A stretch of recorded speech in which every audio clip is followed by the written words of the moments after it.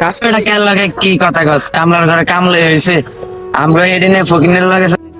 এ বেটা ফকির টকির লাগে কি এর কথা কস? চল বেটা।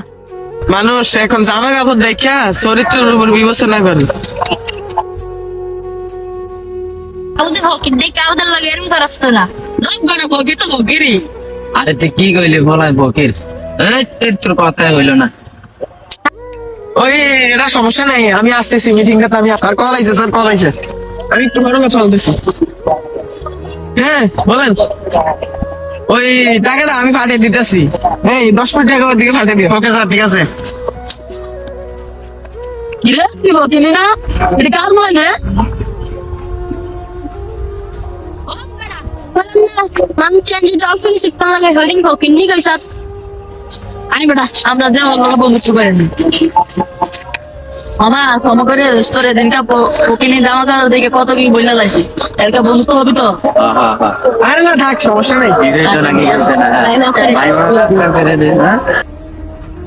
10টা বন্ধুর ভিতরে তার ভিতরে যদি একটা বন্ধুই গরিব হয়, সবাই তারে অবহেলা করা শুরু করে।